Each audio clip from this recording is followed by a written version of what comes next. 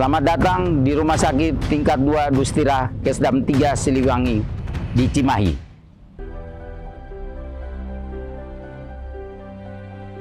Rumah sakit yang terletak di Cimahi ini berdiri pada tahun 1887 dan diperuntukkan untuk merawat tentara-tentara yang sedang bertugas di daerah tersebut.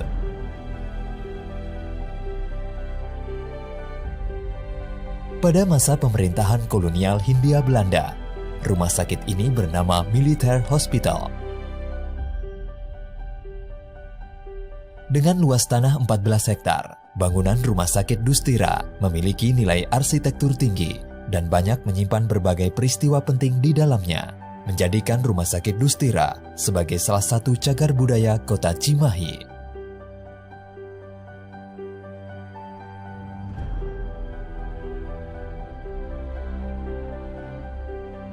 Pada perkembangan selanjutnya, Rumah Sakit Dustira bukan saja menerima pasien dari kalangan militer, tetapi masyarakat umum.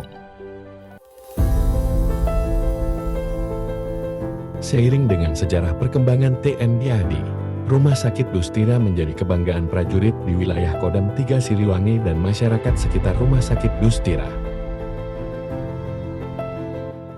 Saya Dr. Abdul Haris Drakel, Kolonel CKM, saat ini sebagai pejabat Kepala Rumah Sakit Dustira Kesdam 3 Siliwangi, Bandung. Rumah Sakit Dustira adalah salah satu dari rumah sakit tingkat 2 dari Kesehatan Angkatan Darat. Tugas dan wewenang kami di sini adalah melaksanakan tugas dukungan kesehatan dan melayani pelayanan kesehatan. Adapun komposisi dan struktur rumah sakit kami adalah rumah sakit dipimpin oleh seorang kepala rumah sakit, dibantu oleh unsur pembantu pimpinan, wakil kepala rumah sakit, dan para kepala bidang, serta unsur-unsur pelayanan, itu unsur staf dan pelayanan. Sebagai rumah sakit dari Pusat Kesehatan Angkatan Darat, Rumah Sakit Dustira tingkat 2 mempunyai tugas dan fungsi memberikan pelayanan kesehatan kepada prajurit TNI, ASN, dan seluruh keluarganya. Secara nasional, Rumah Sakit Dustira tingkat 2 Dustira berperan sebagai bagian dari program kesehatan nasional, di mana selain melayani prajurit, TNI, ASN, dan keluarga, Rumah Sakit Dustira juga melayani masyarakat umum yang ada di Cimahi dan sekitarnya. Juga kita ketahui bahwa daerah Cimahi adalah salah satu pusat pendidikan dari kesehatan TNI Angkatan Darat, dan juga kita melayani seluruh satuan yang berkedudukan di sekitar Cimahi, diantaranya lembaga-lembaga pendidikan yang ada di sekitar sini. Sebagai bagian dari tugas dari TNI Angkatan Darat untuk meningkatkan kualitas dan mutu pelayanan bidang kesehatan, Rumah Sakit Dustira melakukan upaya perbaikan di bidang sumber daya manusianya, yaitu profesionalitas petugas kesehatan dan seluruh yang terkait dengan pelayanan kesehatan, serta peningkatan mutu dan kualitas sarana prasarana pendukung untuk memberikan pelayanan yang terbaik kepada prajurit.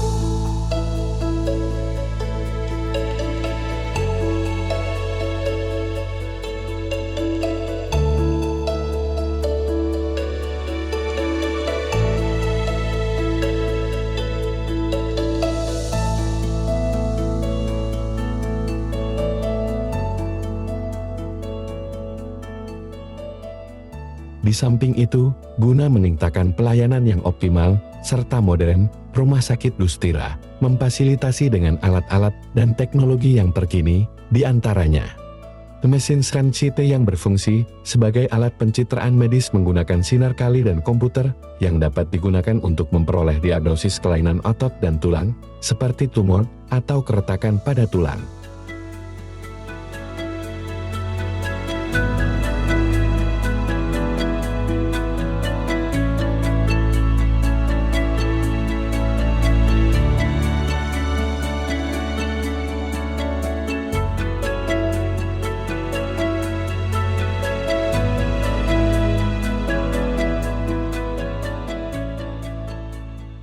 Kamar bedah atau instalasi bedah sentral. Unit bedah sentral merupakan salah satu bagian dari sistem pelayanan di Rumah Sakit Dustira yang penting dalam hal memberikan pelayanan kepada pasien yang memerlukan tindakan pembedahan, baik untuk kasus-kasus terencana maupun kasus-kasus bedah darurat atau segera.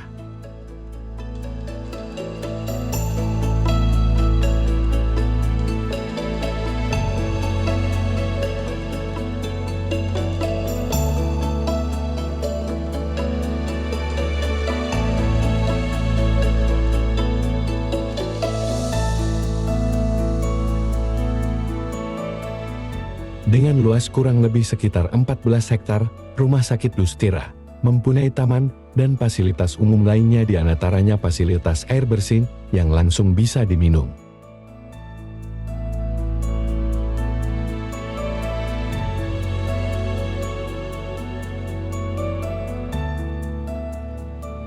Dengan adanya pengembangan aspek ramah lingkungan bagi rumah sakit, kebutuhan listrik yang sangat besar.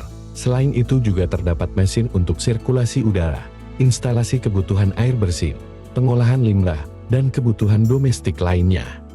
Kebutuhan listrik ini bersifat kompleks dan berlangsung sepanjang waktu. Tingkat urgensi listrik bagi rumah sakit juga sangat tinggi. Rumah sakit berinovasi, menerapkan solar panel surya, sehingga menghemat 30% dan perawatan yang sangat mudah. Panel surya dapat menjadi alternatif pembangkit listrik mandiri, penggunaan panel surya yang jauh lebih hemat.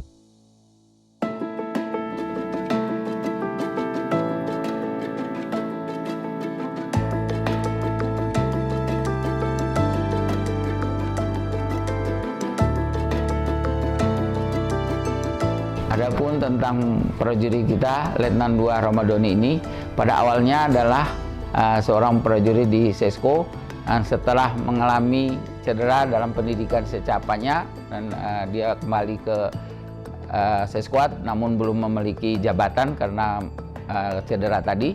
Dia juga berkomunikasi dan kontak dengan anak jalanan yang sebagai pengamen-pengamen jalanan, dan ada rasa empati dan tertarik dengan kondisi mereka, sehingga dia bekerja sama juga karena kebetulan ada jiwa seni dan ingin belajar musik, sehingga dia bergabung dengan anak-anak tersebut untuk membina mereka untuk menjadi pengamen yang jalanan yang menjadi bagian dari keramaian kota, jadi tidak menjadi unsur yang mengganggu atau sebagainya, sehingga membina anak-anak musik jalanan tersebut menjadi satu daya tarik tersendiri untuk kota Bandung khususnya.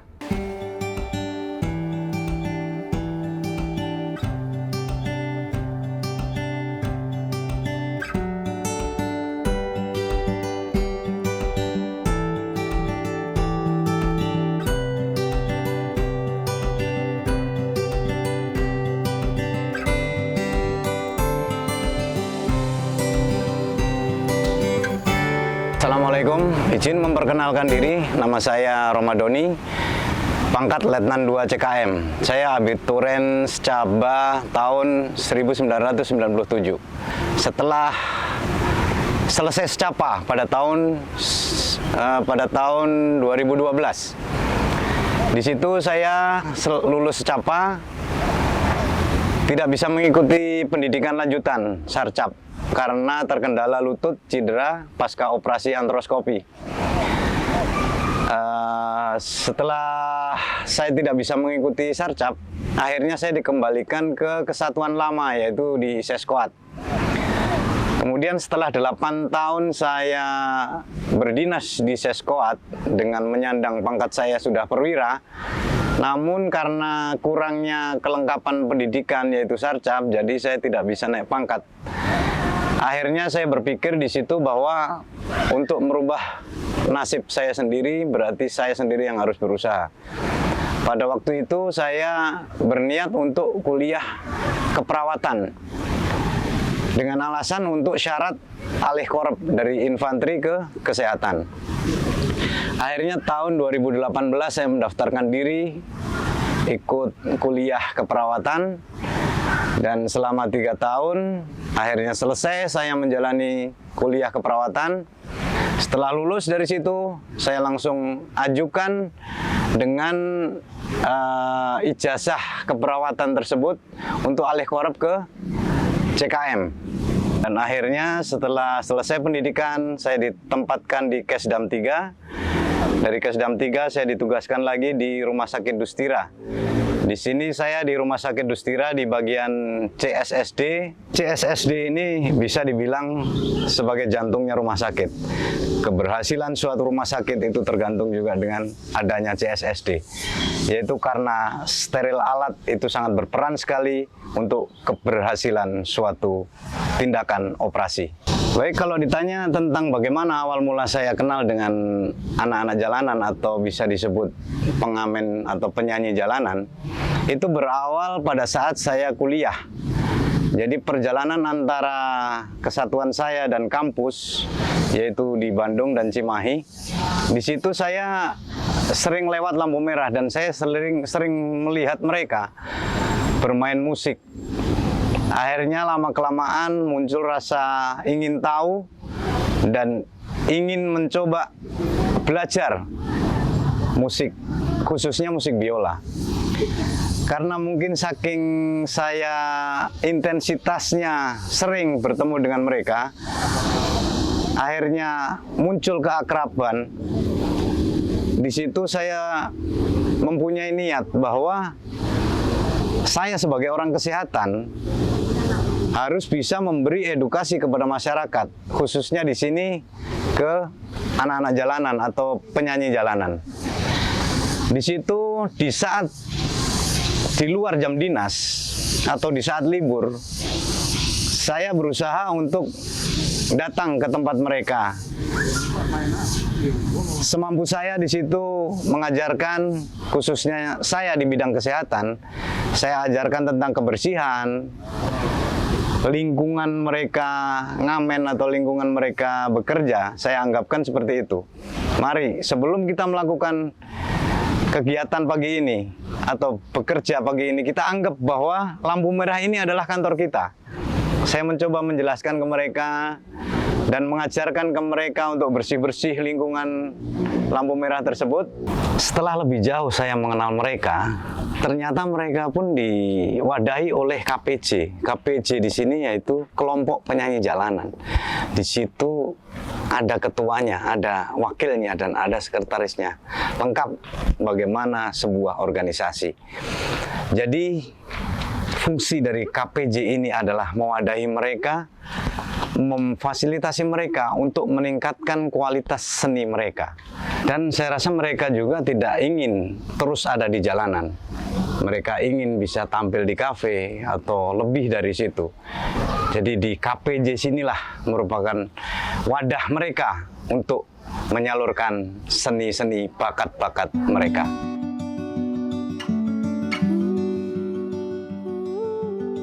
Saya Sugianto Martarinata, nama panjang saya, nama pendek saya namanya Marta Topeng.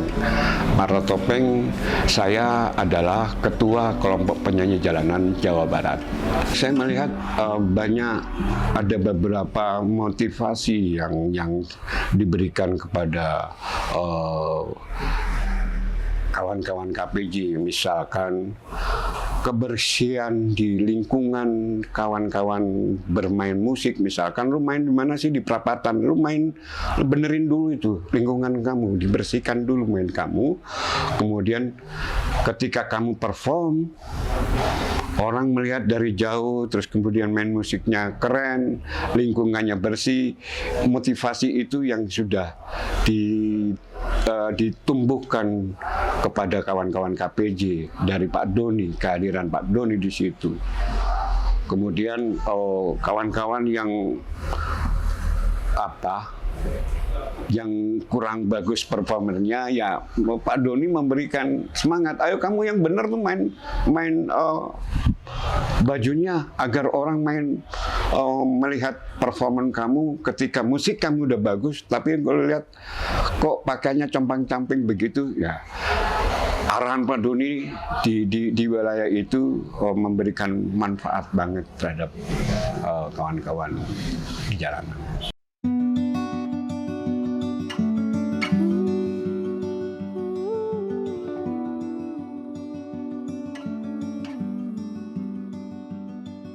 Setelah terjalin keakraban terhadap mereka, semakin tahu, semakin mengetahui bagaimana sih situasi keluarganya, bagaimana kesulitan mereka, semakin kita tahu. Di antaranya pernah ada kejadian waktu itu istrinya melahirkan di bidan praktek, namun tidak bisa pulang sebelum ada uang yang masuk. Di situ dari mereka menyampaikan ke saya gimana caranya agar anaknya bisa dibawa pulang. Saya mencoba sebagai teman sejawat antara saya orang kesehatan dengan ibu bidan, saya sampaikan, ibu, saya ikut bertanggung jawab di sini. Gimana caranya si adik bayi bisa dibawa pulang.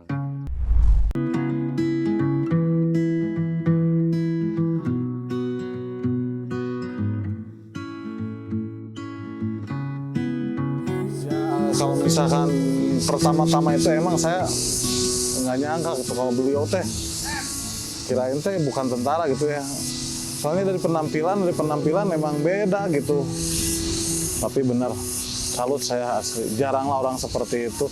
Kalau bisa semua ya ini mah ya.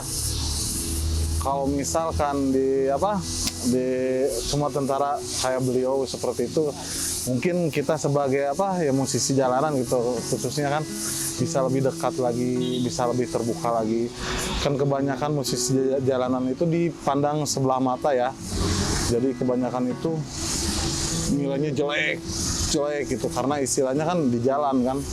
Tapi beliau enggak seperti itu. Emang bener lah, mantap. Mengajarkan kebersihan, terus kalau misalnya pas waktu main biola itu pas di stopan, lupa saya kebablasan main biola, nggak kedenger suara adzan. Terus dia langsung, itu adzan, berhenti. Ya gimana ke tentara kan kayak gitu kan, oh ya maaf kata saya gitu kan. Langsung kita pergi ya bersama berjamaah, sama-sama bareng sama ya teman-teman yang lain gitu kan, sering kayak gitu. Terus kalau misalkan ya yang paling berkesan itu kalau misalkan kedatangan dia ya pasti ya ini si Ijo, si Vespa. Kalau misalkan udah kedengar suara Vespa itu Bang Don udah. Terus kalau ngamen kan di kita itu bergiliran. Jadi kan kalau misalkan bagian saya, terus bagian Bang Doni, terus kita semuanya itu berempat pemain biola kan. Ya bergiliran gitu. Terus yang satu lagi, kalau beliau itu ngamen, belum pernah uangnya dibawa. Jadi kalau misalnya beliau ikut ngamen, si uangnya itu dikasihin gitu. Dikasihin sama teman-teman gitu kan. Paling dia suka minta kopi, itu aja. Kalau misalkan sisa-sisa yang lainnya, mungkin ya sama anak-anak. Kalau misalkan kita dapat satu orang 20, ya termasuk beliau juga udah disiapin 20, cuman sama beliau nggak diambil, udah masukin kas aja kayak gitu.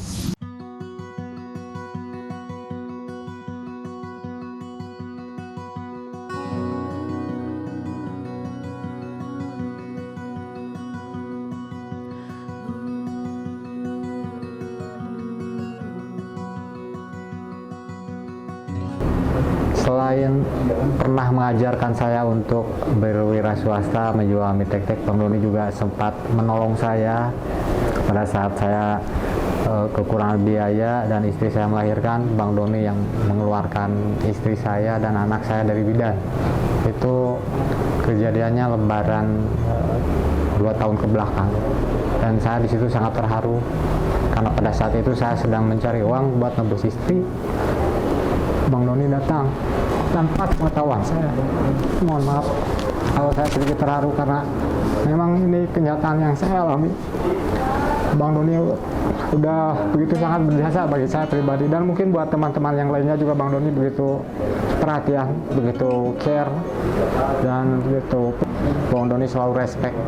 Jadi singkat ceritanya, saya mengenal sosok Bang Doni itu memang penuh jiwa sosialnya tinggi, kepeduliannya tinggi, terus dia juga tidak sungkan untuk menolong, membantu, membagikan baju-baju bekas. Terus sampai sempat dia ambil buah sukun yang mungkin tidak termakan di daerahnya atau di tempatnya, dia bagiin ke anak-anak jalanan. Mohon maaf jika saya sedikit terharu karena memang bagi saya Bang Doni adalah sosok anggota TNI yang begitu merakyat serta mau berbaur sama masyarakat, seperti ya bisa dibilang saya masyarakat kecil yang sehari-harinya hanya bisa mencoba mengadu nasib lewat suara dan permainan gitar yang pas-pasan.